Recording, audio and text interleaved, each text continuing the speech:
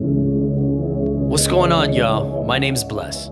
I've been surrounded by hip-hop my entire life and literally grew up in the music business. Behind the scenes, beyond the music, the industry, and the streets, these are our stories. Join me as we explore the culture that defined our generation. This is the Moment of Truth. 1212, the M.O.T podcast. It's your boy Bless, Lemme-Kno. Today we have a very special guest, none other than Steve Pageot, Grammy Award winning producer, engineer. Thank you. Thank you. Welcome. Montreal's own, Brooklyn's own. Yeah, I was born in Brooklyn. Best of both worlds. We don't want to call you the R. Kelly and Jay-Z of production. Maybe just the Jay-Z. But thank you for coming, my brother, man. We appreciate you stopping by. Thanks for having me, Bless. Tell us a little bit about yourself for the people who might not be familiar with you. Well, I'm this kid that had a dream, growing up. I was born in Brooklyn, but I came to Montreal when I was 6 months of age. My dad was already living here and my mom was living in New York. Mm-hmm. But they had already met in Haiti. Mm. But my dad decided to go to Montreal because he didn't want to live in New York. Mm-hmm. But every weekend, my mom would get on the Greyhound bus, and I think it would cost $5 back in the day. Mm-hmm. And then every weekend, she would come and see my dad. Mm-hmm. And, make a long story short, that's how I was, I was born in New York. Mm-hmm. And then she decided to come and live here. And growing up, it was me and my dad. While my mom was at work, my dad was teaching me how to play the guitar. Mm-hmm. So I had a little guitar, and every day it was him and I practicing. He would teach me how to read music, teach me my chords, and he had his guitar, and we used to play together. Some Beatles songs, some Jackson 5 music. And this is how it all started. So you became very well-versed in all different genres of music from a very young age. Yes, when I was 3 years old. It started when I was 3 years old. So to say you come from a musical background is an understatement. Yeah. So from the guitar, when I went to the flute, because the guitar, when I was playing the guitar, it would hurt my fingers. Mm. But not knowing that it's because... You're 3 years old. Yeah, I was 3 years old. Your fingers aren't ready yet. Yeah, but there were metal strings. Mm-hmm. We didn't put the nylon strings, and it would go through my fingers. It would hurt a lot. Mm-hmm. So I didn't want to play it anymore. So when I went to elementary school, I started playing the recorder, and I started playing it, and I loved it because it didn't hurt my fingers. Mm-hmm. And I really loved it. I'll play all types of melodies. My dad would be on the guitar, and I'll play those Beatles melodies again also. And then from there, I think I played that instrument from 7 to 12 years old.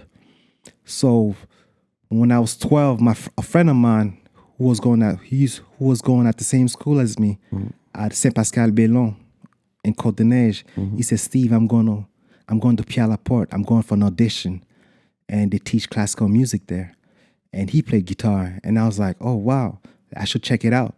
So when I went for my audition at Pierre Laporte, they said that they didn't teach the recorder, but they gave me a list of instruments that they were teaching. Mm-hmm. And I saw the violin, the piano, guitar, trumpet, and I saw the flute.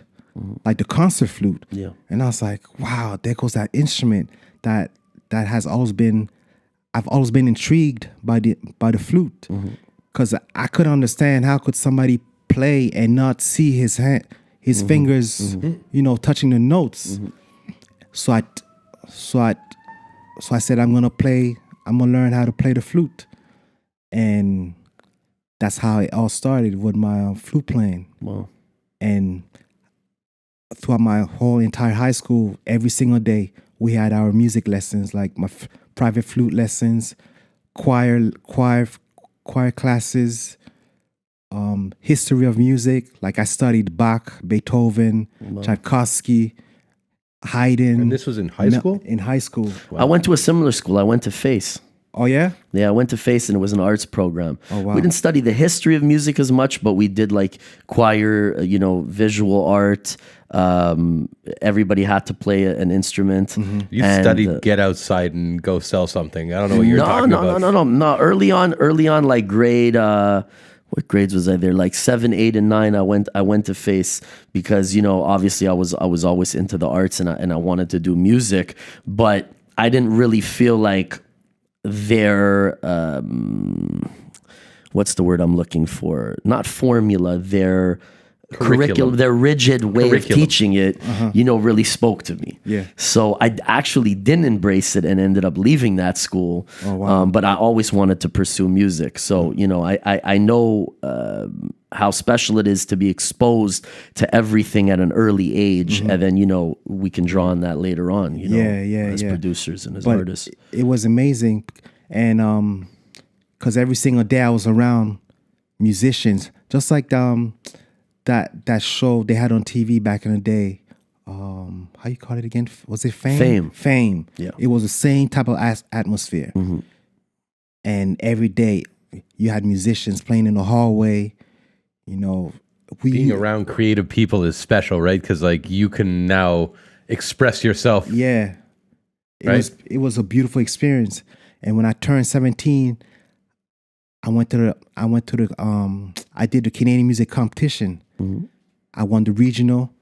Then I went to the provincial. I won the provincials in Rouyn-Noranda, for like 6 hours away from here. And then I went to the national finals of Canada, playing the flute. And it was beautiful. That's what set me up for the future. And at the same time, when I was 17, 15, I think, 16, that's when I started taking my piano lessons in Westmount. I used to take my younger brother, Ricky. Like every Friday, we'd go to Westmount and go take our piano lessons at the congregation. It was a nun who was our teacher. Wow. And every Friday, and right before we'll start our piano lessons, Justin Trudeau used to come out of his lessons.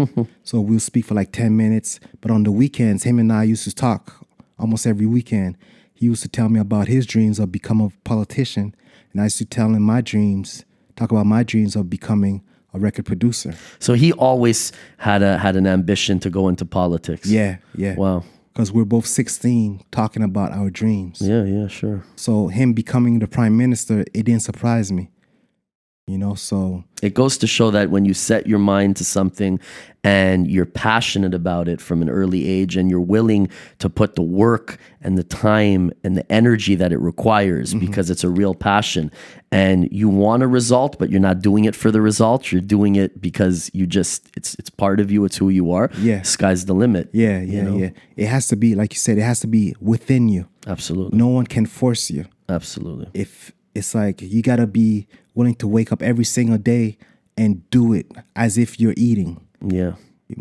That's with any passion. Yeah. It has to come from the heart. For myself, personally, hip hop's always been a lifestyle.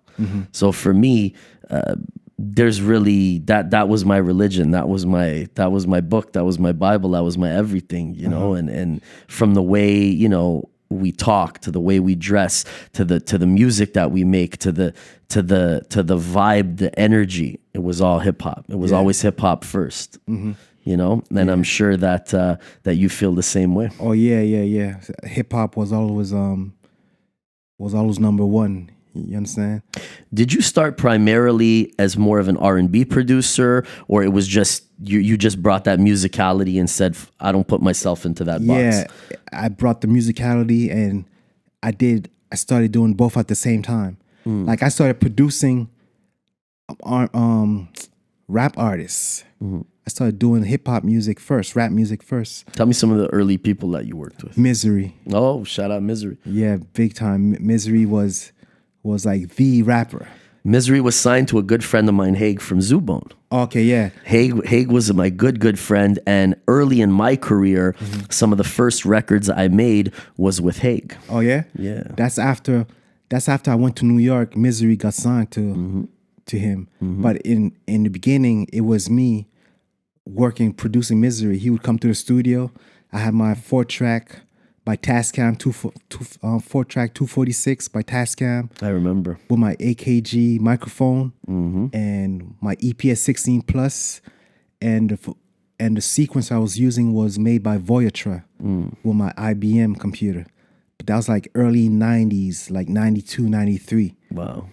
Like those were the days. Yeah, like that's before my era. I mean, I was already as a young kid really passionate about the music and studying it, but it wasn't until maybe about 96, 97 as a young teenager I started trying to get out there and do the open mic nights and the talent shows and all that. Yeah.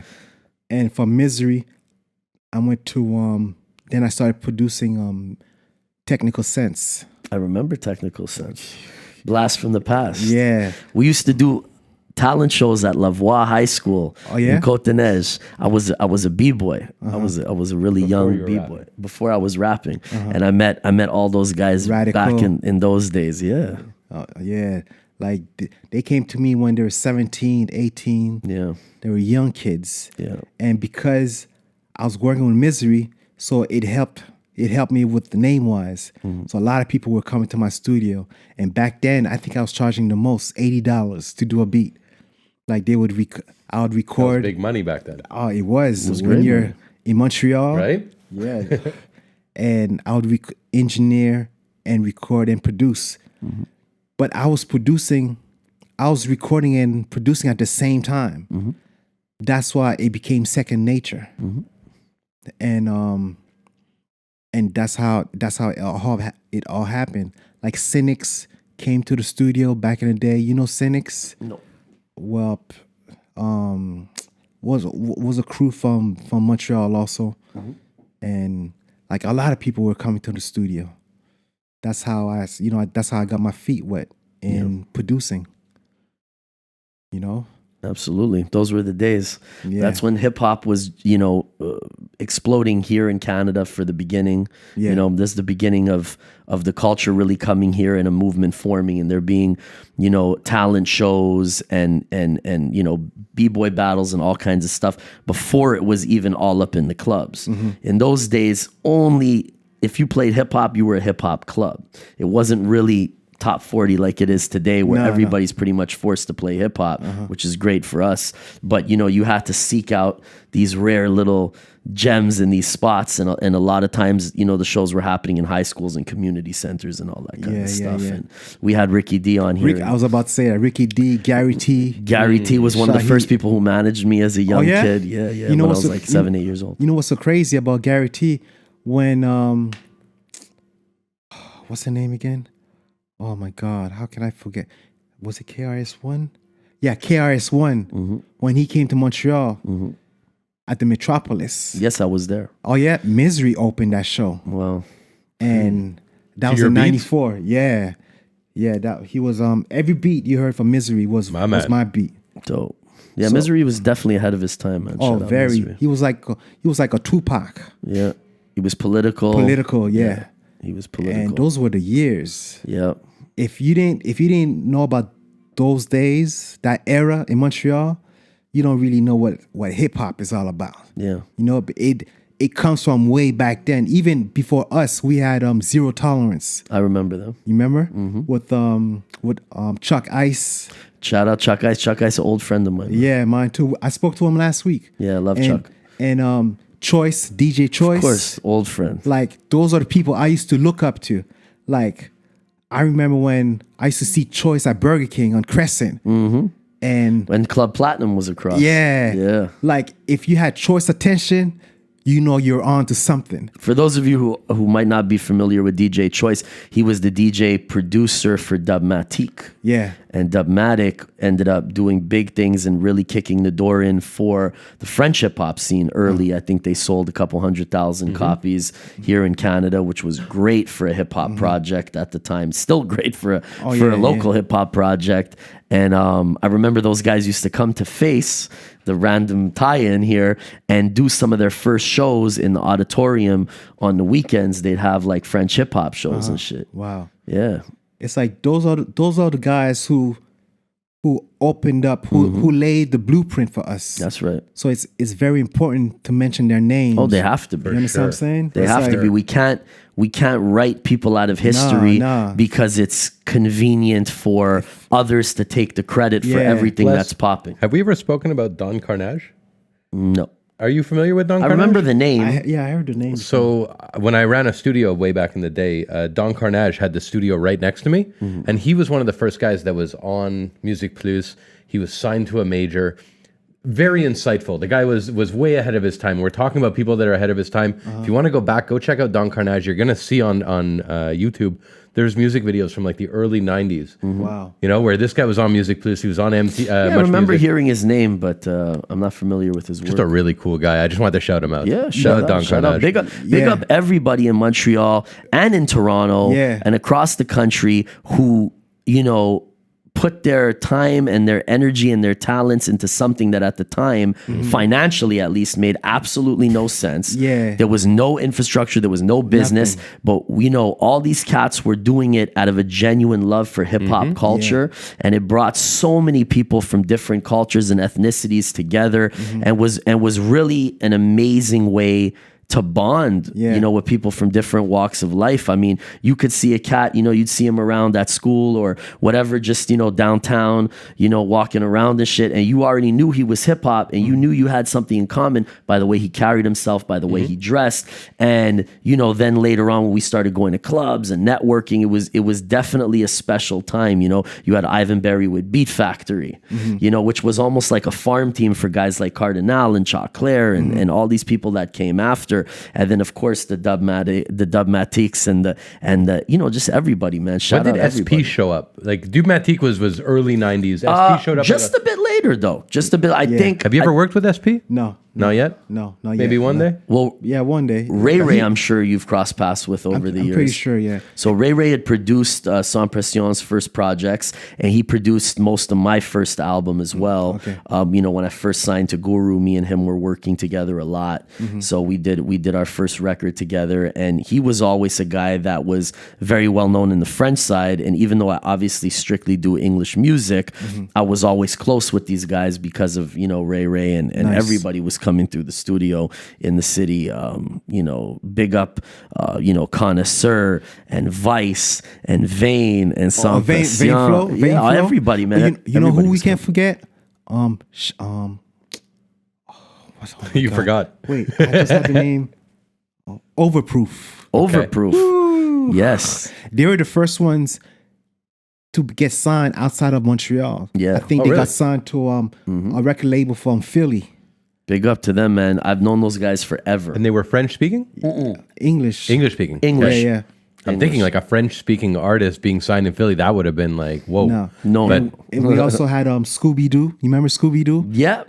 She moved to Toronto. She was a rapper. Tara Chase was Tara from, Chase, yeah, Scooby Doo. Yeah. We Tara used to Chase. call that was a rap name, Scooby Doo. Yeah.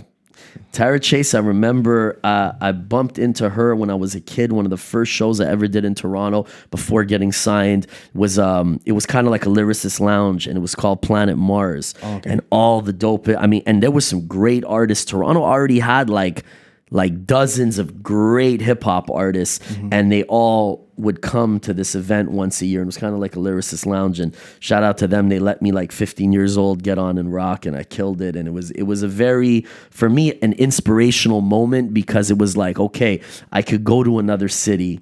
I already got great feedback in my own town, but for me to be able to go with no, not too many records recorded, no deal, no management, and just get up there and be able to rock in a city where I had no support yet, that was really, a great feeling as a kid. So shout out to everybody involved with Planet Mars. yeah. Tara Chase was up there, and Socrates and everybody, I remember. Yeah. Those people, we can't forget about them. So you have deep roots when it comes to, musicality, learning from your pops, classical training. Speak to me a little bit about your brother, who you were taking to those piano lessons, because off camera you were telling me, a lot about what he's up to these days. Yeah, my brother Ricky Pazzo. So it all started with also he started with the guitar, but for some reason we never stuck to the guitar. The Pageot fingers just weren't there, right? So Sorry.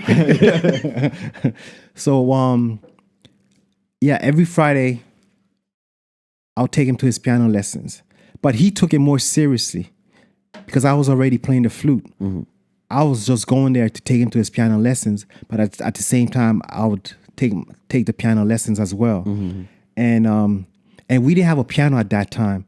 So we used to practice on a cardboard. It's my dad who reminded me, who brought it up last week. He was like, Steve, you remember when you guys first started?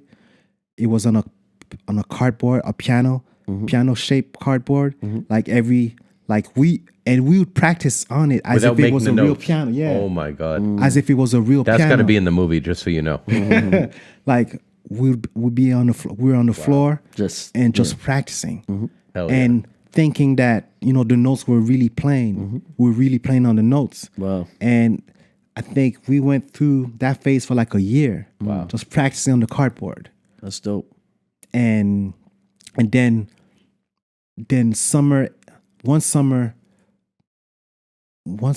before that, one summer, we went to a barbecue and I played the flute and I made like $140. All right. Well, that's before Ricky started his piano lessons. That's how he got into his piano lessons. And then somebody in the crowd was like, you little boy, what do you do? All we see you doing is doing this like a conductor. And then my brother said, I want to play the piano. And then my dad said, oh, you want to play the piano? And at that time, my dad was in a band and they had a DX7. Remember the DX7 from back in the day? Yeah. So when the band broke up, my dad bought the keyboard. So that summer we went to New York, and on our way back from vacation, and I think my dad was like, do you still want to play piano? Like he was asking Ricky those questions, and my Ricky was like, yes. Then when we walked in the apartment and we saw the DX7, like that was a top keyboard back in That the was day. a game changer. So now you guys could go wild on the keyboard. So we had the DX7, and Ricky started practicing. Now with the lessons, he started playing, and my dad every single day, like he was doing with me, he would do with Ricky, like show him rhythms, different types of rhythms, like compa rhythms, Brazilian music, like samba, bossa nova, jazz. I love bossa nova. Yeah? I've sampled a lot of bossa nova shit over the years. I like the swing. It's very nice. swaggy. Yeah. Nice.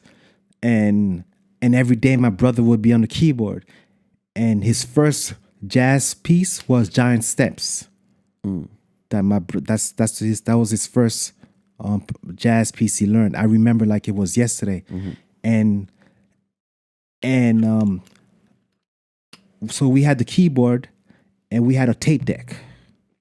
It would record one side and then you flip it, to overdub. I remember the day as well. So that's how I started producing also with the TR-505. So not getting away off my brother. So my brother would play all types of music every Sunday. We'd be in the living room rehearsing, and he would tell my brother, play these chords. Like he would play like a Madonna song, and my brother would listen to the chords and start playing those chords. Like my dad was doing the ear training, because it's one thing to know how to read, but it's another thing to learn how to listen to those notes with your ears. It's like ear training. Yeah, of course. Some people don't read, but you play them something and they can play it right away. Yeah, of course. Like, or vice versa. A lot of people can play what they hear, but they can't read. But when you got both, You have a lot less limitations. Yeah. Of course, yeah. So that's how my brother started with his piano. And over the years, he would do the competitions. Everywhere in Montreal, I would take him to his competitions, and until he went to Pierre-Laporte High School, just like me, where he furthered his classical training, and then from there on, he started forming his band, his jazz band, with some of the local musicians, and fast forward, he got his first big break with Corneille. He went on tour with Corneille, and I think that's where he met his girlfriend. And then from there, they did. She got him into Cirque du Soleil. So he started doing the Cirque du Soleil.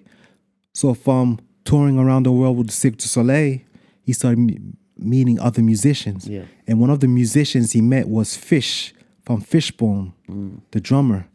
Then so he hired him. So Fish started introducing him to all types of cats in the States. And one of the musicians, one of the people he met through Fish was Kevin Antunes. So Kevin Antunes, he was the musical director for Backstreet Boys, Britney Spears, Nice. NSYNC, Good guy to know. Justin Timberlake, all the big artists. So when my brother left Cirque du Soleil, he moved to LA. And then after 3 months, like it was kind of hard for him because he didn't know anybody. Yeah. And so one day, I mean, it was hard because he didn't know too many people. Not hard like financial, because he went out there, he was all right. Yeah. So after 3 months of networking, on April 1st in 2008, he gets this phone call from Kevin. Kevin calls him up and he says, "Hey Ricky, would you like to go on tour with Madonna?" And my brother said, "Hell yeah," something like that. Pretty good deal. Yeah. And then Kevin said, "All right, I'll call you back within 15 minutes." But with the Cirque du Soleil, my brother took accordion lessons. So he was playing accordion also. So when Kevin called back, he said, "You got the gig." But the reason why he got the gig is because he also played the accordion. And Madonna loves the accordion. And my brother was like, "Yo, Steve, I didn't want to tell no one not to lose my street cred." You know, it's so funny you say that because I love hearing stories, like yourselves and your brothers, because I think a lot of people don't realize how so much of this game is mental. Yes. It's mental toughness. It's fortitude. You have to have that belief in yourself that even though it's not logical, it's not plausible, and you can't see a direct pipeline to get where you're going, that if you're not willing to, leave a stable job like your brother had at Cirque du Soleil, go to LA where he had limited contacts, and kind of do something that's illogical to get a result that only you can envision. Yeah. That's tough. Most people aren't willing to do that. No. And it's that mental toughness that if you can fucking use that to push through, things like this become possible. Yeah. Big up. Yes. For most people, if you were to say, "Hey, I'm gonna tour the world as Madonna's piano player," they would laugh at you and say, "Okay, buddy." and you know what? For those people, it is impossible. So why fault them? Yeah. Your mentality is that it really is truly impossible for you. And I've always said this. If you want to have an extraordinary career or an extraordinary life, you have to be willing to do extraordinary shit to get it. That's true. But it is not logical, No. right? That's true. And in the same vein, making music is mathematical, but not logical, because where does a hit come from? Where do chords that give you the fucking goosebumps come from? Well, you're kind of tapping into shit. We don't know where it comes from. We don't know how to tap in. We just start playing. We start humming. We start whatever our process is, and we know when it comes. And so music is faith-based. Success is faith-based. And none of this is tangible. No, none of them. And for me, and I would love to get your perspective on it, that's always been the toughest thing because you're dealing with something that isn't tangible. Yep. You just got to feel it. You got to feel it, and you got to stick to it long enough for these special results to become a possibility for you. Yeah, Love stories like that. Thank you. So now my brother is on his 4th world tour for Madonna. Amazing. He started in 2008. Wow. Then he did, that was Sticky and Sweet. Then he did MDNA. Then he did Rebel Heart. And you know what's so crazy? When it came to Rebel Heart, he didn't want to go on tour with Madonna because he has his side project with his wife, with Parlo Social. So he wanted to stick to Parlo Social. Because every time he goes on tour, it takes the time out of, it takes away his time From that other project. from that other project. So whenever he goes back to LA, it's like starting back over because people don't see you performing every weekend, so they think you're not doing it, or you're not in it anymore. You understand what I'm saying? But so when they called him for the third world tour, he was like, no, he wants to concentrate on his project. And Amazing. And Good for him Madonna- that he can say that he's comfortable to it's concentrate on his crazy. own. And we at home, we're like, are you crazy? Right? That's Madonna. And Good for him. It's no disrespect to Madonna. No. He just wanted to do his own thing. Sure. Like he loves playing with Madonna, but there's nothing like when it's yours. It's your little baby. That's special. Sure. You understand what I'm saying? Sure. And then when Madonna and her people saw that he wasn't gonna budge, they're like, can you please do at least do the promo tour until we find a keyboard player. And they'll work together again. They will. And check this out. And my brother was like, all right, I'll do the promo tours. So they went to Paris, they went to London, and they did New York. And then there was the Grammy night. And then Madonna asked him, can you do the Grammy night for us? And then my brother was like, all right, no problem. So the night of the Grammy, I think it was 2015, the camera starts off showing my brother at the piano Sick. for the song. I think it was The Devil Wouldn't Recognize. And it starts off with my brother. And then at the end of the show, my brother was like, I think she mind fucked me. She got him addicted, re-addicted to that. Yeah. Sorry for my language. No, it's fine. So after the Grammys, I think they had a reunion. Kevin, Madonna, the whole staff, they're like, Ricky, you can still tour with us and do your side project in parallel with us. Whichever city we go to, you can promote your side project. Dope. Like every city we will go to, have a concert. That's what Kevin told him. Yeah. You can still promote shows. So every city they would go to, on their days off, he would fly his band in. Nice. So if it was in Australia or London, on their days off, they would perform. So whichever city Madonna went to, Parlo Social was performing. Nice. So, and that's what made it possible for him. When he saw it was convenient, when he saw that it made sense, so he toured with her again, and then they called him again for this tour. Nice. For Madam X. So that's his fourth world tour. Well, definitely need to check out his side project. Like his Instagram is Ricky Pazzo, or ICKEYPAGEOT. Like, I'm not just saying that, but it's an inspiration. It is absolutely an inspiration. Speaking of inspirations, I would love to know what it felt like to be able to work with the Queen of Soul, Aretha Franklin. That's a moment that not too many people can say they've. Yeah, it's like, all right, this is how it all started.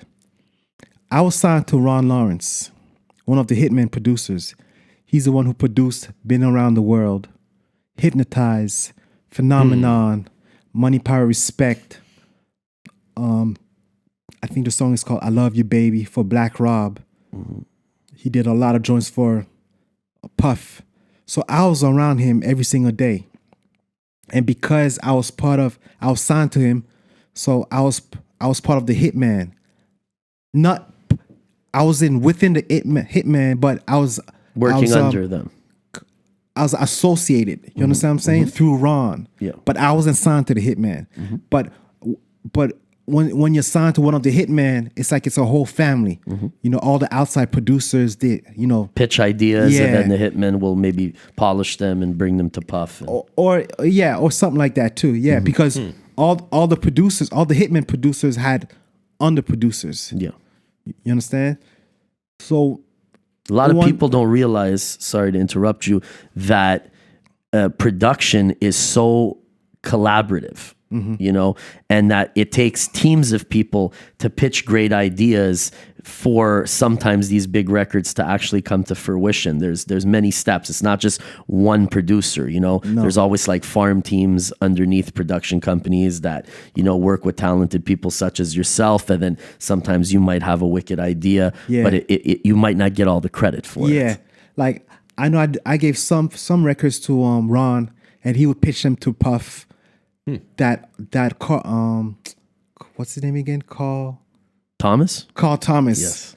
He heard some of my records, because I remember one day I was at Justin's, Puffy's restaurant, and Carl Thomas Monday was nights like, used to be popping. Tuesday nights. Tuesday, sorry, yes. And Carl Thomas was like, yo, I heard one of your records that Ron gave me. And I was like, wow, it was nice to know that these established artists were listening to your records. Sure. So one day Ron came up to me, was like, Steve, I want to start inviting all the writers to the studio, because he lived in West Orange, in a nice, beautiful house in West Orange. And he said, it's gonna be like a factory. Every day we're gonna be in here demoing songs. So he had all types of writers. Don Robinson from In Vogue came. Every established writer would come from LA to his studio in West Orange. At the time, I had the VS 1680 by Roland. I love when you name drop equipment, by the way. Keep going, man. And my mic, my AKG C1000S. I got the VS 1680 when I got my first check from the Crazy Bone record I produced. You got a plaque for that one, too. I got a plaque for that one. Yeah. And Snoop Dogg, Corrupt, and Lazy Bone were featured on the track. And my first check, I bought the hard disk recorder. So I was using that to demo all the songs, to produce all the demos. So there was one song that we produced for one artist, was signed to Columbia Records. I forgot her name. But her and the management took forever to give us an answer.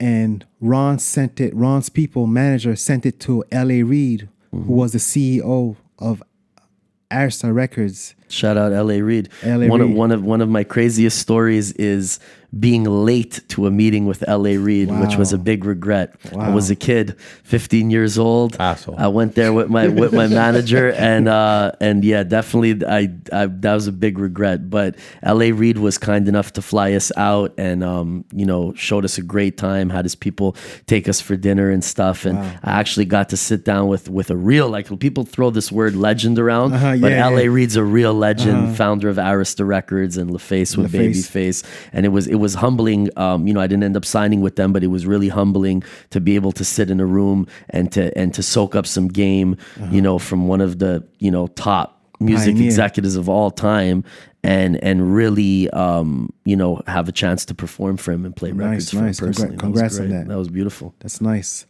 So L.A. Reid heard the record. The song was called Wonderful. Is called Wonderful. And he loved the song. And he sent it to Aretha. Aretha heard the song, and then she loved it and she recorded it. Nice. So her album came out, and that was in 2003. No, in 2003, yeah. We demoed that song in June 2003. So by the time it got to L.A. Reid, it was like maybe summertime. And then when the album came out, it was on the album So Damn Happy. The album came out in September 2003. The next month, we get news that Wonderful is nominated for a Grammy.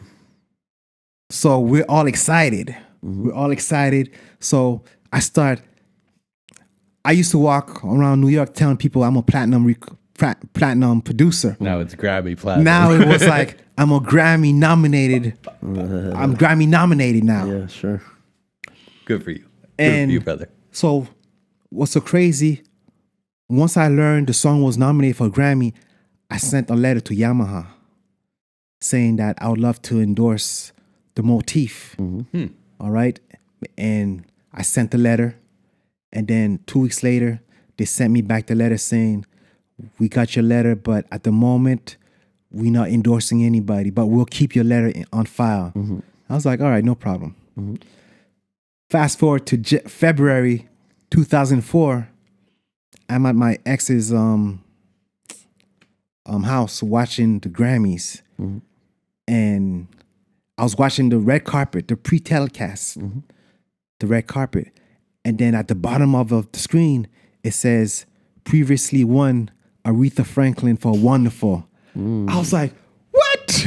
What? They cheated you out of being there. And so I ran upstairs, and I told my girl at the time, I said, I'm a Grammy Award winner, this and that. And I was so happy. So now I started walking New York, going around everybody in New York like, I'm a Grammy Award winner now. So like not being cocky, but just being happy. Sure. So the following week, I sent that same letter to Yamaha.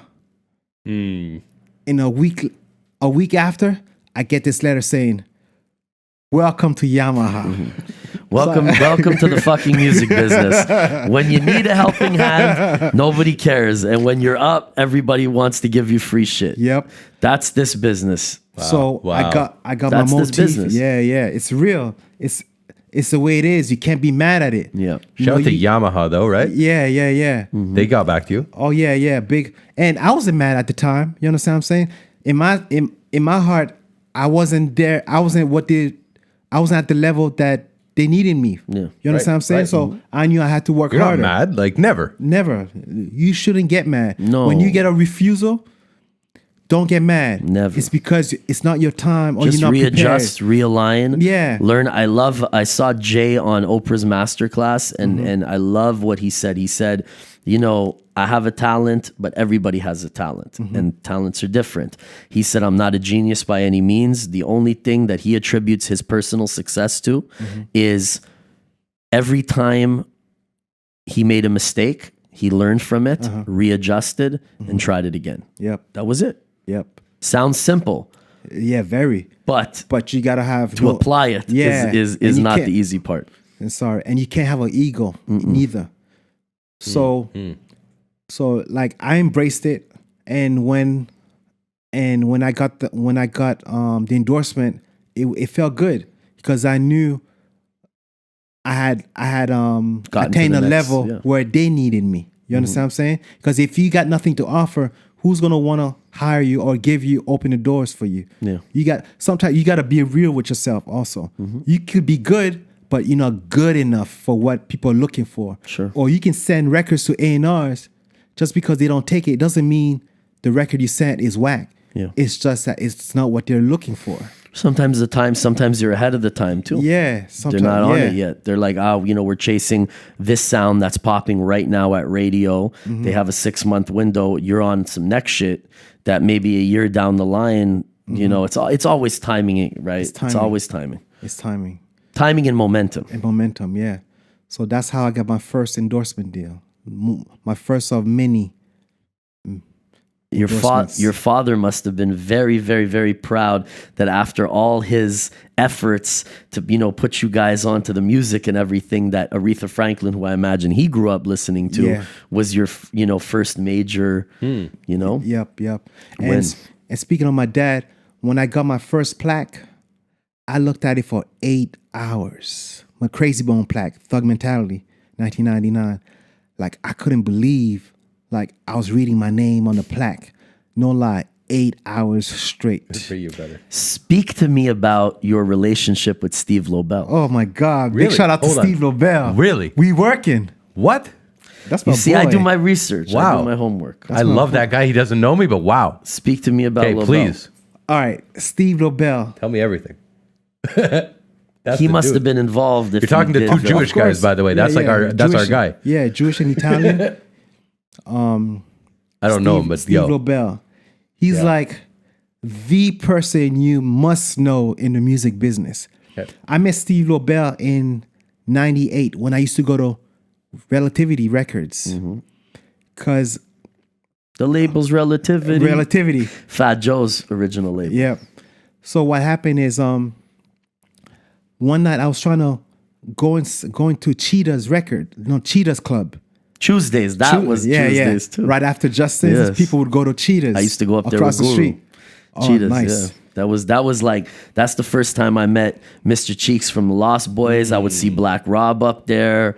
That was the year Whoa had just come out. Oh yeah. It was a popping place. It was an industry night in New York. Yeah.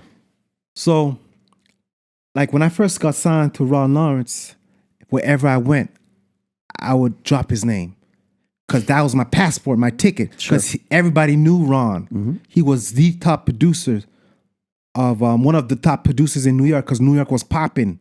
Him and his partner D-Dot Angeletti. Oh, D-Dot. Yeah, I used to my bump boy. into him a lot too. Shout out. I haven't seen him in years, but he was always cool. We'd have drinks and shit. Yeah, D-Dot is mad cool. AKA the Mad Rapper. Mad Rapper. Remember the Mad Rapper? All course, those with the skits. intros and That's stuff, of D-Dot course. Angeletti. Yeah, He was a yeah. producer, but he would just do those skits as a little. Yeah.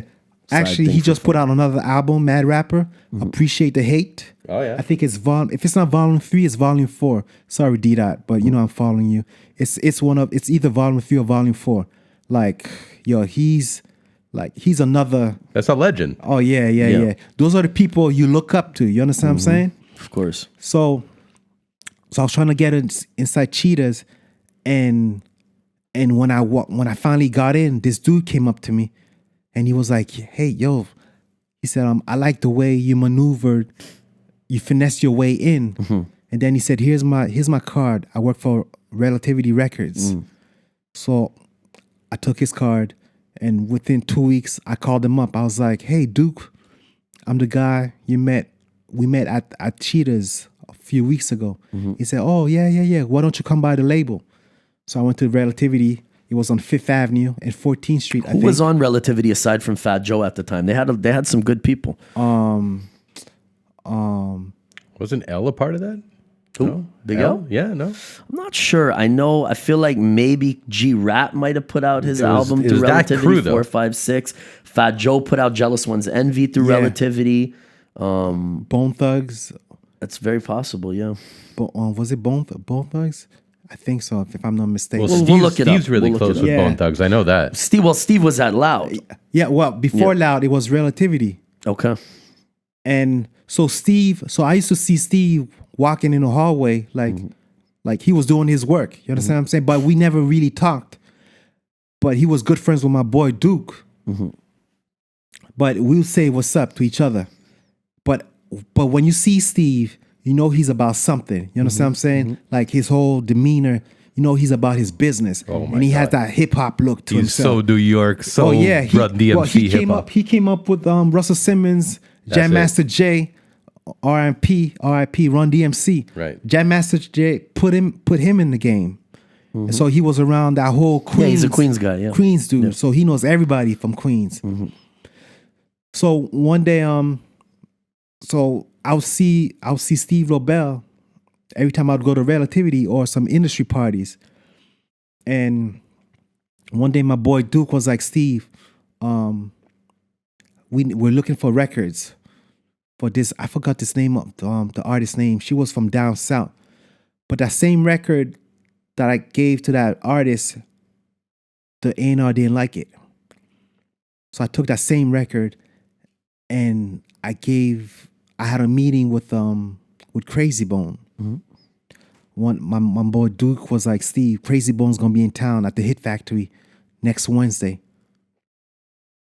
Make sure you bring your records." So I went to the Hit Factory. There was a lineup of producers. Wow. I walked in, and Crazy Bone was sitting. Steve Lobel. I gave them that tape. So the first song they played, he was bobbing his head to. Then he went to the second song, to the third song. Then he went back to the first track. It was that down south double Bounce. timing hi-hat. Yeah, the bounce. Yeah. And then he kept going back to the first song. That was Going the one. back. And then Steve Lobel was like, "All right, we'll call you guys. We'll call you guys back."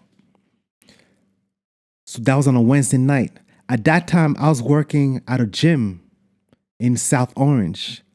I was the receptionist, putting the weights. I'm saying all these things so that people see that. Hey, you're painting a picture, brother. So that nothing was given to me. Never. I really paid my dues. You understand what I'm saying? Of course. I really went through Did what you had to do to be able through to the support process. yourself while pursuing this. Yeah, like I was signed to Ron, but he gave me an advance.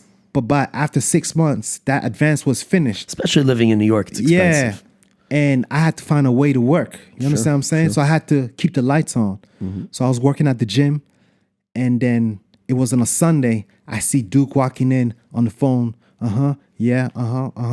Okay, boom. Hangs up the phone. He says, "Yo, that was Steve Lobel. Crazy Bone loved the track. They're flying us out to LA tomorrow." I was like, "Yo, for real, I'm in the mood, for any types of jokes. It's Sunday, I don't know how I'm gonna eat the next. You understand what I'm saying? It's not funny." He was like, "Yo, Steve, for real, that was Steve Lobel on the phone saying he loves the record.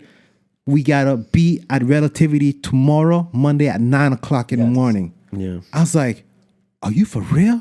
He was like, "Steve, at 6:00, I'm gonna come and get you. I'm gonna take you home so you can pack up." I was like, "Wow, is this for real?" I always found it funny how things rarely come when you want them, but usually when you need them. Yeah, When you're on your last leg, that's when, a bone gets tossed to you. yeah. So that was January 1999. All right. So as soon as I get home, I didn't have a phone, so I collect call my mom. I said from the public payphone from outside. So I called my mom. I was like, "I'm going to LA, and I'm going to LA tomorrow to work with an artist."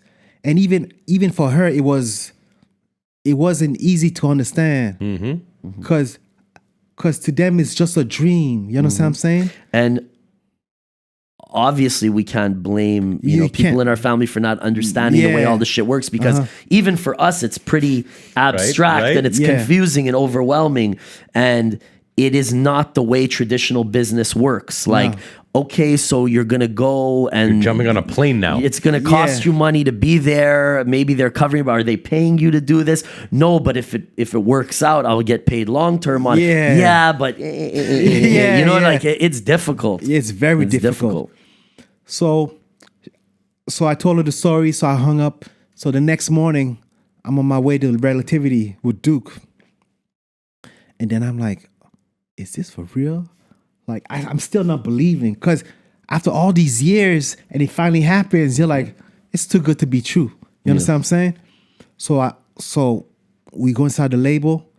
I see Steve Lobel, hip hop gear and everything. And then I see everybody like with their suitcases. I'm like, "Oh, maybe this is real."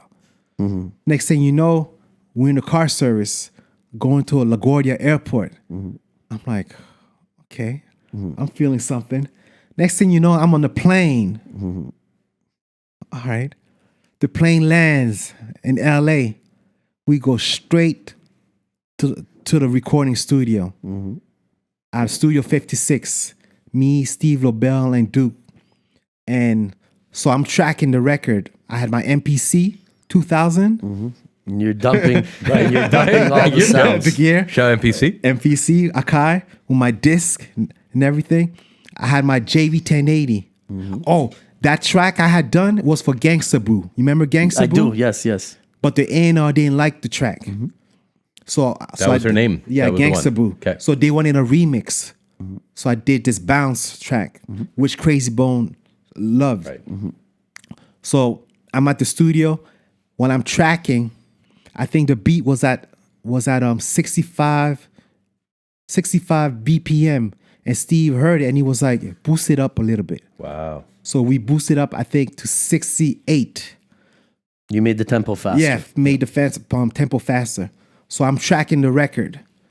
When I'm tracking who I see coming in the studio, KG from Naughty by Nature, the producer. And I see him talking to Steve Lobel.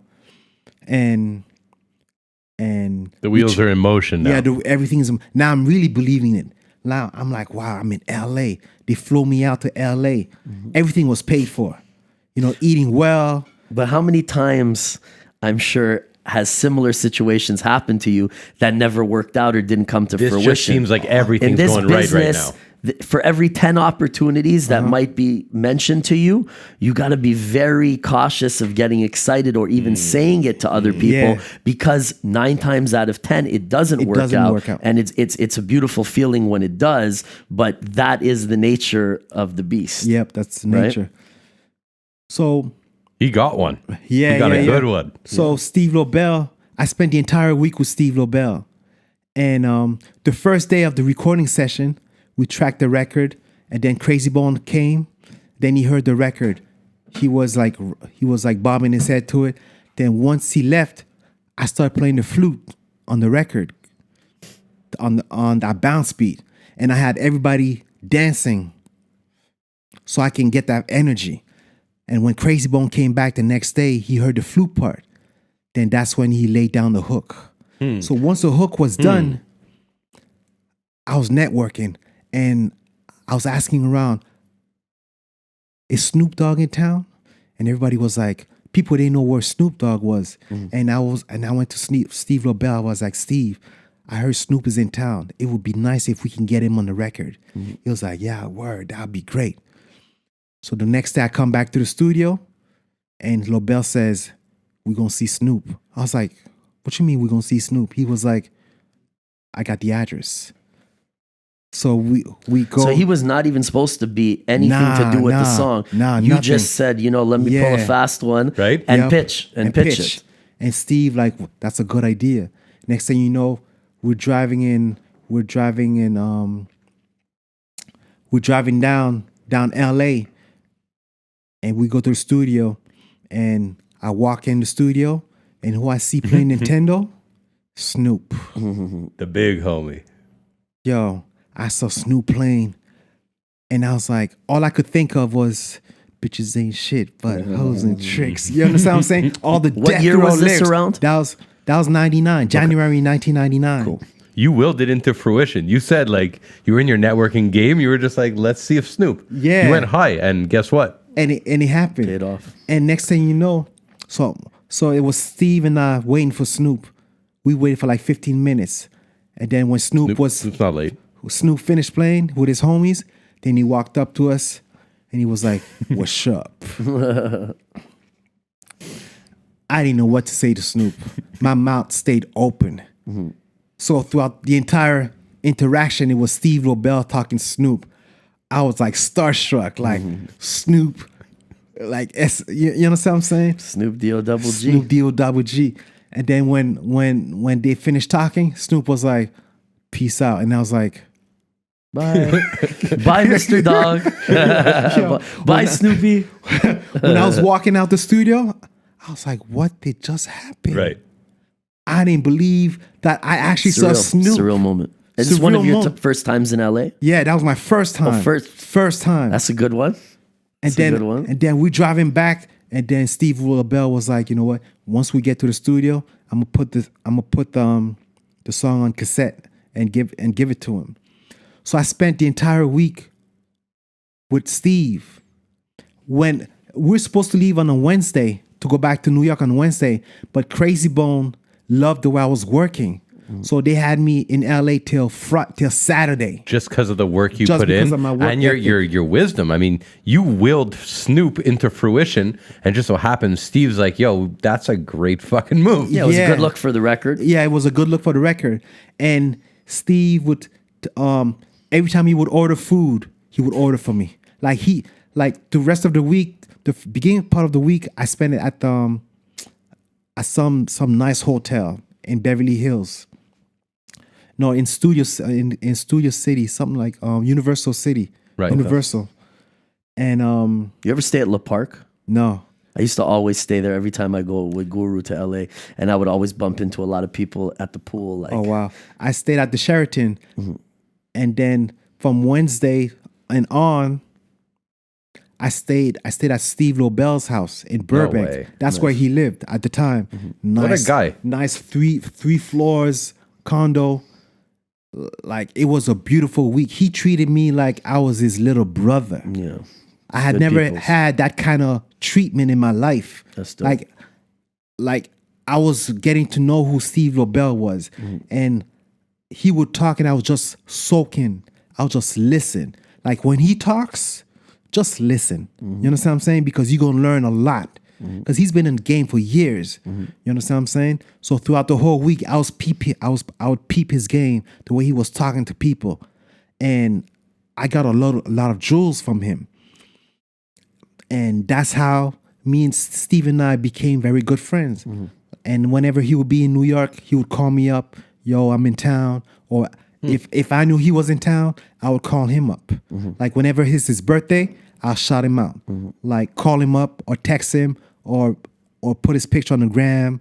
You know, go say happy birthday to my boy Lobel. You know what I mean? Like it's big special respect. dude. He's a special, very, special very. guy. Yeah, he's done a lot of great things for a lot of people. And, Yeah. And, you know, I could tell, I don't know him personally, but I could tell he's very passionate about you know, Very. what he does and who he works with. There's very few that have Salute been in to it him. that long that have done that much, and like there's not even a resurgence. It's just like this But is you an can ode. tell that, you know, he really loves what he does. And that's, I'm sure, why he gets the results that he That's does. why You know, everybody knows Steve Lobel, from the executive to the street people. So I'm big in battle rap. I love battle rap, and he just worked a deal with Sue Surf. Yeah, Sue yeah, yeah, Surf signed the publishing deal, I think, Through and his company. through right, and just to see that battle rap mainstream transition through him is a beautiful thing. Well, you know, there needs to be more people like Steve who actually come from the culture, Right. who understand the culture and have the power and the leverage to be able to make things happen for the right people, not just the people who have the numbers on their side or whatever. Opportunity. People Yeah. who get it. And I say this all the time, and I'm going to keep on saying it. Once upon a time, there was a lot of people whose position it was to curate the art. You know what I mean? Yeah. And to come in there and, you know, with guys like yourself and guys like Steve Lobel and make the shit better and help to take the artist to a next level rather than saying, you know, if you don't have your shit together, we're not going to fuck with you or watch you fall on your face. Yeah. And that always, to me, is what made, you know, a lot of these classic albums that we all grew up loving, they didn't just happen with the artist and one or two guys who made beats. There was a whole staff of people a lot of the time involved in making the features happen and in really going over and over and, you know, A&Ring. And I feel like A&R is a lost art form these days as the business model changed, as we've spoken about previously. What do you look for when you're working, you know, choosing artists you want to work with? What is it that you look for? Are you a guy who likes developing raw talent, or do you like grabbing people who you think would already complement your sound? What's your process like? It's both. Like lately, I've been working with a lot of raw talent and just schooling them to the game, developing them in the studio. So you're in development mode. Yeah, I am. And it's nice to see when you can take a little idea and it becomes Something interesting. something interesting. You understand? Because a lot of these raw talented artists, they don't know anything about the business. So I gotta keep schooling them. And also studio ethic. Because if you don't have, that's the reason why Steve Lobel had me spend the entire week, because I had studio ethic, like knowing when to talk, knowing what to say, not stepping on people's toes, like Being productive and being working productive. efficiently. Yeah, because, I'm sure. because every hour is money. You understand what I'm saying? And so I teach them about the business, studio ethic, how to become a real artist. The relationship between the microphone with your voice, how to hear yourself, how to make records, you know, or sometimes I'll just vibe out with the person, with the artist. I'll just go out, take them out to eat, hang out with them, just to know who they are as an artist. Yeah. And explain them who they are as an artist, because a lot of artists don't know who they are, because they see what they see on TV and they try to mimic what they see on TV. Of course. But they need to know that every artist has their unique special talent, and until you tap inside in you to figure out who you are, you won't become that artist like Snoop, like Crazy Bone, like Biggie. Step into your own. Step into your own. So I work with these type of artists, and they're also talented artists who already have it. All they need is material, like Radical. He was born gifted. Radical from Technical Sense. He was born gifted. He's also a musician. Like, he's like a musician. His ideas are crazy.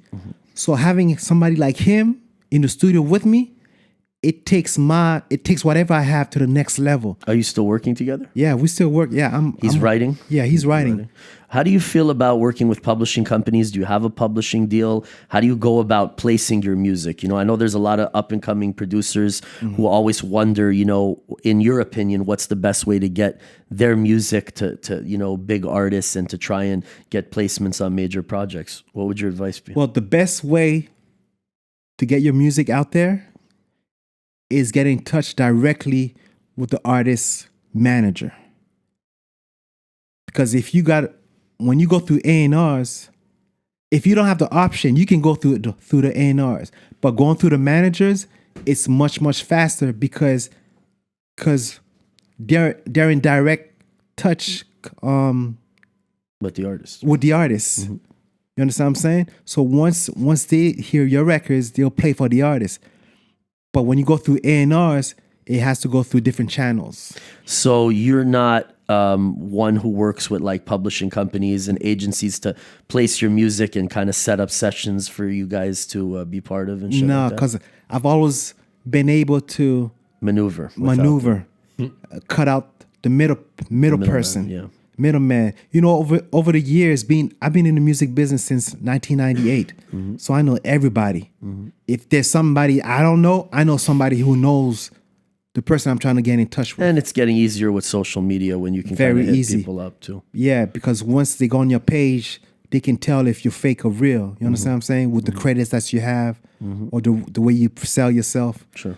So I've never had a publishing deal. I almost had one back in the day with MCA, Universal Publishing, but it didn't pan out the right way.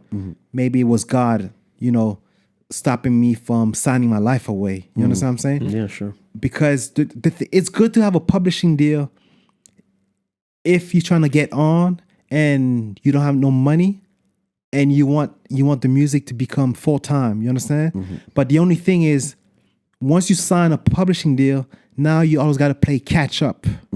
Because if, let's say they give you $100,000 advance, they got to recoup that. So let's say you place a record and you make $5,000 or $20,000. All right?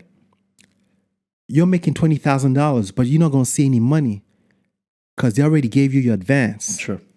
So until they recoup the $100,000, you don't get checks. You don't get anything.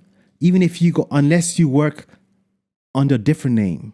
Like a lot of people do that. You don't work under your government name. But then you're not building up your brand the way you want to build up your brand, which is negates the point of doing the publishing deal. If you're going to do a publishing deal to have people to put you in a position where you can build up your brand as a producer, and then you got to go outside of that and produce under another name. Why did you do that in the first place? Yeah, it's the purpose. It's a tough game, though. Yeah, but don't get me wrong. It's good to have a publishing deal because it helps you work full time in your music. Yeah. But it's dangerous because if you spend all that advance money, then you won't see any money. So you got to do your 9 to 5 to keep up. Sure. You understand? Yeah.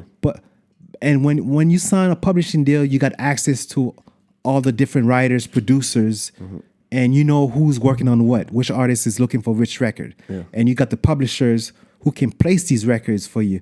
But in order for them to place these records for you, you got to have a great relationship with the publisher because you're not the only one they got signed. Of course. They have like thousands of writers. Of people, yeah. So only the ones who have built a great relationship with the publisher will get the records placed. So that's a gem. Yeah, That's thanks. a gem. Definitely take note, all the up and coming producers that, you know, we always know that the music business is it's all about relationships. Relationships. And a lot of people think that just getting that record deal or that publishing deal or that management deal is the end all and be all, and now you're on your way. And really, it's just the door opening. What you do with that opportunity and how you walk through that door and what you do in that room is going to determine whether it turns into a career or not. Yeah, just like with Steve Lobel. After we did the first record on Crazy Bones album, then one day he called in 2005. He was working with Bone Thugs had just been signed to Koch Records, and Steve Lobel called me up. He was like, "Yo, Steve, I'm looking for some records for Bone," and I was able to get on that Bone album again on the This is the second time now. Thug Stories, and the name of the song I produced is called "Call Me," and that went on the record. And that's through the relationship over the years. Yeah. You gotta. It's like a seed you plant. You gotta water it. It's the same thing with relationships. That's right. Like when you meet somebody tomorrow, if you go out, you meet somebody. Don't wait 2 weeks later before reaching back to them, because by then They met so many other people. they met so They're many busy. other people. And when you meet somebody, make sure you strike a conversation that's gonna have them remember the conversation you had. You understand? Like if he's working, if he has a nice hat on, nice sweater on, you know, say, "Oh wow, I love your sweater. You know, where did you get it? You know, I love your style." You understand what I'm saying? So he'll give you your card, or she'll give you her card. And when you send an email, say, "Hey, how you doing? I'm the young dude that gave you a compliment about your sweater 2 nights ago." They can't forget that, because people will never forget how you made them feel. Absolutely. So always make sure you make people feel like kings and queens. That's dope. My man. Put people up and bring value to the table anytime you want to do business with somebody. Yep. It's like always make sure you put yourself in a position where you're offering to give. People don't want to give you. People want to know what you can do for them. Absolutely. You understand what I'm saying? Absolutely. It's like you feel better when you give gifts. So your talent is giving. That's right. Helping people out. Help people to be in a better position. That's like right. if they're millionaires, how can you help them become billionaires? And again, going back to Steve Lobel, he's a shining example of somebody who's, you know, continues to work with notable artists, but can take them just back up to where they need to be. Just Steve's got to be on the podcast now that we've spoken. Yeah, about it, right? definitely. It's time, right? Okay, just throwing it out there. Keep going. Definitely. I'll plug you guys with Thank Steve you, Lobel. thank you, appreciate it. That's my man. Just a We'd love phone to. call. We would love to, man. We would love to. What's next on the agenda for you? I just finished working with this rock band called Special Ops. Cool name. Yeah, they're a rock band from Montreal. Nice. What kind of sound are you doing for them? It's rock music. Straight rock music. Yeah, I did one song on their album. I did a remake of I put a spell on you. Okay. A rock version, and I got this song coming out with what's her name again? I Need a Friend. She's a French singer, and Radical wrote the lyrics. I produced the record. It's coming out in the spring. I'm very curious to hear what your rock production sounds like. Yeah, it's French music. Dope. So my goal is to have Montreal become the music capital of the world within the next 5 years. Just like how New York was, Atlanta is, LA, how LA was. You understand what I'm Toronto's saying? kind of close, right? Toronto came up hard. Came out hard. But we got a lot of talented people, but there's no infrastructure. This is the most recurring theme on every podcast. Shout out hold our on, hold on. producer, Brian. But we have one, Bless. We have one. And the difference is that if we can get multicultural, if we can get that same Afro bass, Afro pop, Afro beat. but Canada, Montrealaise with the Haitian community, it's a smaller version. It's never going to be that, but it could be our version of it. Sure. And I think what Steve's talking about also is there's so many talented writers, producers, DJs that have been working behind the scenes that are world class that I think once the timing is right and there's a few artists that are able to breach, that much like Toronto, the floodgates would open for a lot of people. We have one in the studio tonight. Yeah. Absolutely. But in order for us to be at that level, everybody needs to study the music business. That's right. Like I tell people, if you want to become a doctor, you got to go to med school. That's right. If you want to become a lawyer, you got to go to law school. Same thing. If you want to be in the music business, you got to know about the business side. Like if you're reading a contract, you want to make sure that you know what you're reading. Like before I got into the music business, and this is another gem, I went out and I bought All You Need to Know About the Music Business by Donald Passman. I read it 5 times before I got signed to Ron Lawrence. Yep. And That was the Bible yep.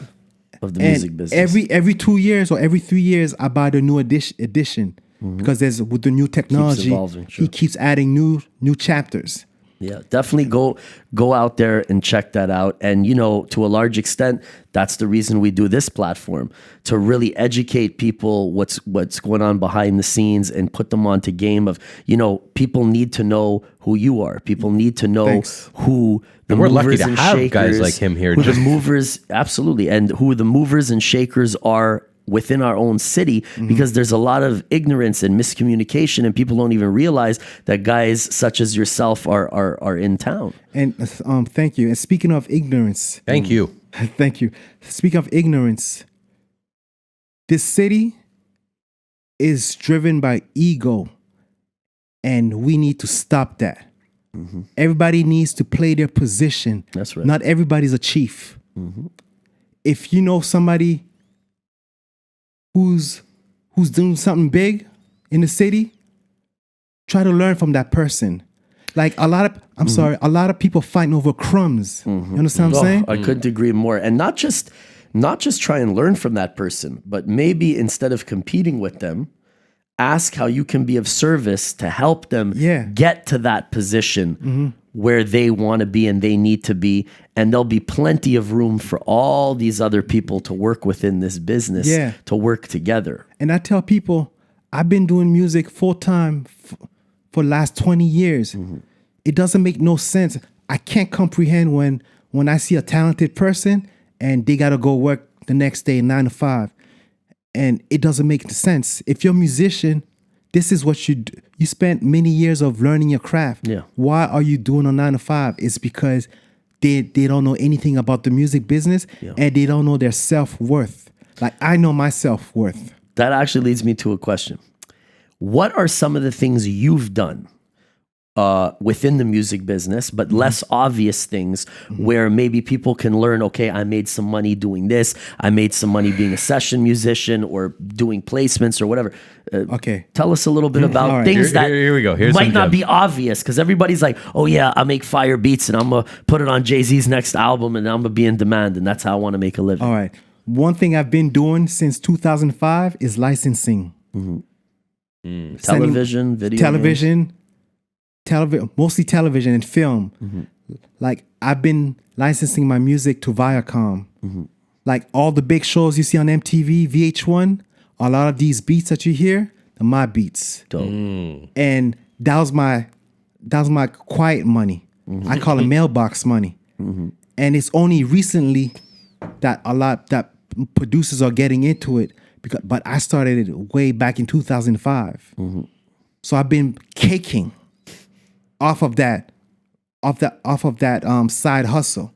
So do you work with an agency for specifically those placements? No, I know all the Music top supervisor. I know all the top Hollywood music supervisors. So you just send them shit directly. Yeah. That's sample free, of course. Sample free. And they always need that for background music. Do they ever ask you to pitch full songs, or is it mostly instrumental only? Instrumentals.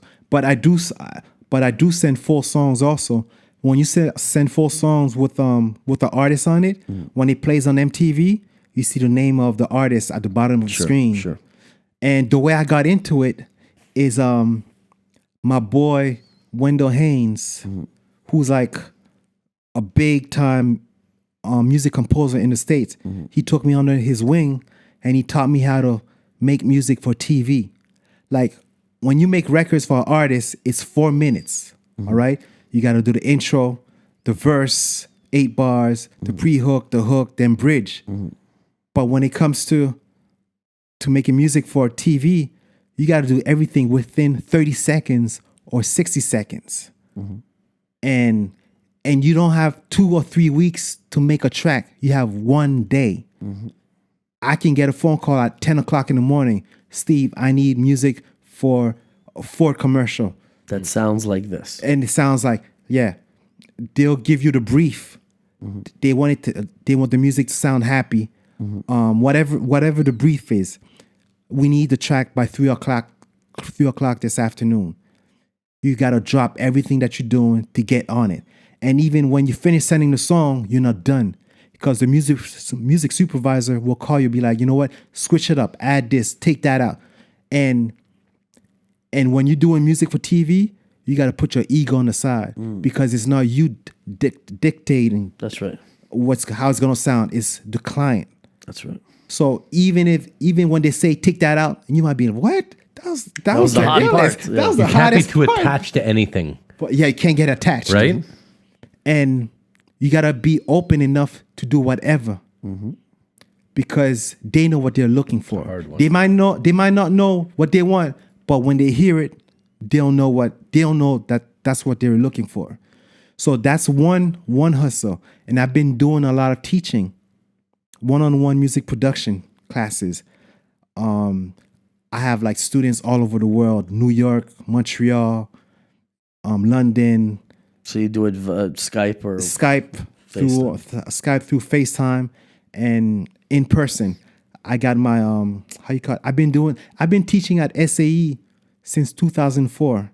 Like whenever they're about to graduate, they'll call me in to do a master class. Dope. Like a 2-hour master class. And I was unfortunate that they even sent me to a teacher's training class, like for 4 weeks to learn how to teach. Like you can't just teach. You gotta know the approach. So I passed that class and I got my certificate, my New York license to teach. Good for you, brother. Thank you very much. That's dope. And I've been doing that since 2004. But when my contact left SAE, School of Audio Engineering, the new team that came in, they never called me back. The new staff, they didn't know me. And I'm the type, like, I don't like waiting on people. I don't wait on no one to feed me. I gotta create my own lane. And yeah. So I started one-on-one music production classes with Steve Pageot. I got a page called One-on-One with Steve Pageot on Instagram. Nice. So that's how you can get in touch with me. Smart. Yeah. And there's so many things that you can do nowadays. You understand what I'm saying? Think outside of the box. Thinking outside of the box. And I just partnered up with sounds.com. So I'm delivering sample packs. And what I did, I hired some of the top musicians in Montreal to do the live sample packs. And it should be out. By the time the interview comes out, I should have my You said own Native page. Instruments off Definitely check camera, that right? out. Yeah. The Native Instruments they have a new division called Sounds.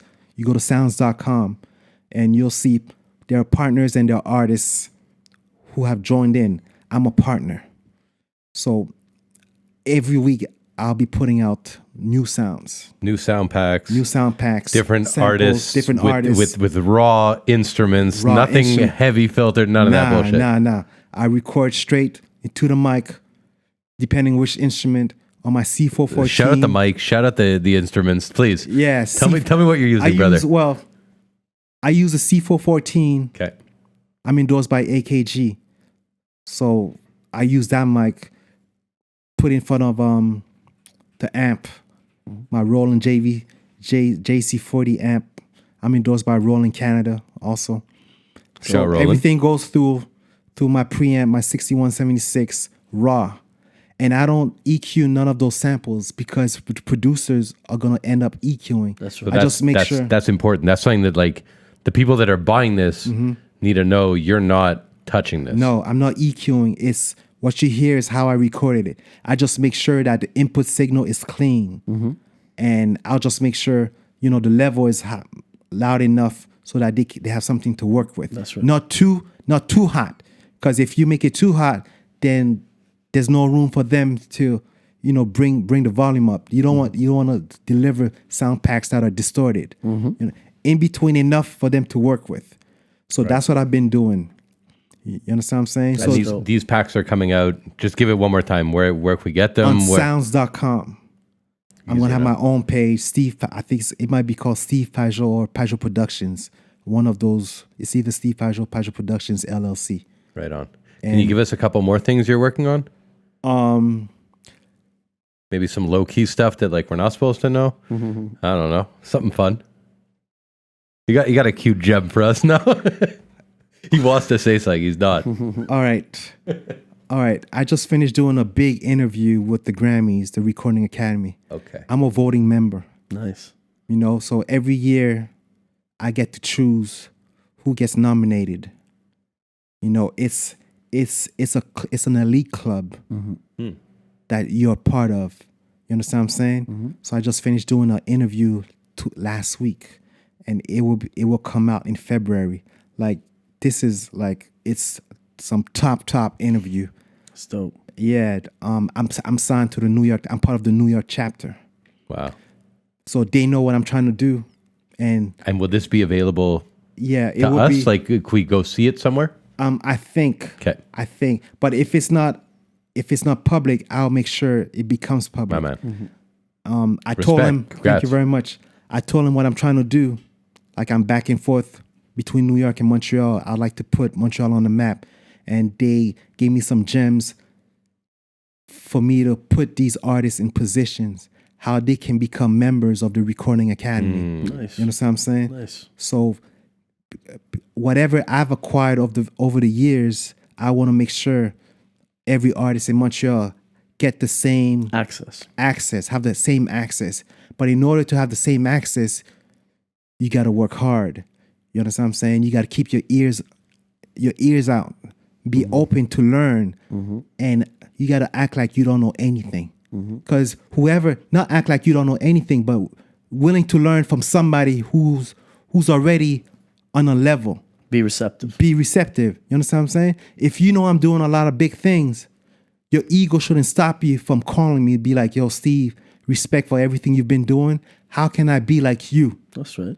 And how can we collaborate? Yeah. And how can I help bring things to the table? And it's not even me. I'm not even trying to be cocky, but it's facts. I've reached a certain level where I can open doors to a lot of people. You understand? I can't force nobody to become successful. That's right. You got to be willing to become successful. And I'm also ready to teach people. You understand what I'm saying? That's dope. I got nothing to hide from you. Whatever you want to know, you can have it through Steve, me. any young artist you want to endorse and bring on, we're there. We're ready for you. Okay? Oh, this yeah, platform is the same thing. Like you have your music. We have this so that they could talk. And I'm thankful that you're here. Thank And you very definitely much. everybody checking out the interview. Don't be shy. Hit Steve up. You heard it. He's a veteran. He's open to work with people in our city and abroad. Take advantage of it. Salute you and Right. everything Yeah. you're doing, man. And speaking of young artists, I didn't mention my youngest brother, Anthony Pageot. He's one of the top drummers in Montreal. He's been on tour. He's actually touring now with Anomaly, the keyboard player. Like Anomaly is like one of the top keyboard players in town. Like when he goes to LA or wherever in the States, he's greeted like a rock star. Like they just came back from Europe. They're out in Asia and all over. Like my brother Anthony, he's been playing drums since he was a young kid. I bought him his first drum set when he was 2 years old. I knew he was always banging on the tables. And I peeped it. So I bought him his first drum set it cost $165 at Toys R Us. You know, those plastic drum sets. And now he's touring the world. He just turned 30 years old, and he performed with Everlast. Dope. He was on the Jay Leno. He was on Jay Leno with Talib Kweli and Nelly with my brother Ricky. And you know what's so crazy? How he got that? He went out to LA on vacation, and my brother Ricky got a phone call from one of his boys, and his boy was like, "Yo, I need a drummer." No. His boy was like, "Do you? I know your brother Anthony's in town. Do you think he'll be able to do the Jay Leno tomorrow with Talib Kweli?" And my brother Ricky was like, "Hell yeah!" So my brother Ricky told Anthony, "Yo, they just called to see if you want to do the Jay Leno." And that same day they went to the next day they went to rehearse. And the following night, my brother Ricky and Anthony on drums on Jay Leno with Talib Kweli and Nelly performing. So big shout out to my youngest brother, Anthony Pageot. You guys need to do like a Pageot brother project. You guys need to put something together, man. Yeah, with Pops too. Yeah, we're gonna do that. And Aretha. Well, God bless her soul. Right? She passed out. Oh shit. She died. Me, rest in it's all peace. right. Damn, Lemme, you didn't know Aretha Franklin passed away. What the fuck? Cancel this episode. The fuck? But you know what? Desi DeLoro. She's my sister-in-law. Okay. Like she's always performing with Ricky. Like they're always on tour. She can sing. Everybody knows her. So like in town. So you have the band, yeah. Yeah. She was part of Brand Van. Of who? Did she ever work with Brand Van? Maybe. I don't know. she might have. She's the one who did that big hit with the rap group you named earlier. The French. Dubmatic. Yes. She was on the hook. Yes, of course. That was Desi. That was Desi. So she's big. Yeah, you guys should put together a little soul project. Yeah. It's gonna happen. It's just a matter of everybody's schedule. Hell yeah. You understand? Well, thank you so much for sharing your story. Thank you for bringing us into your world. You're welcome back anytime. We might need to have a little panel discussion, a little music industry talk, That'd be and great. have Steve This with was a couple insightful. people and maybe have a little networking episode, you know? Thank you very much. That That'd would be be live, great. man. Thank you so much. The M.O.T podcast. I'm your host, Bless. Lemme-Kno, Steve Pageot in the motherfucking building. Make sure you hit him up. Your Instagram once again. It's Steve Pageot, StevePageot, and my other Instagram, for those of you who want to learn about the music business, music production, go to One-on-One with Steve Pageot on Instagram. Big up to you. Thank you for being here, my brother. Thank you for having me. Represent one time on the M.I.C.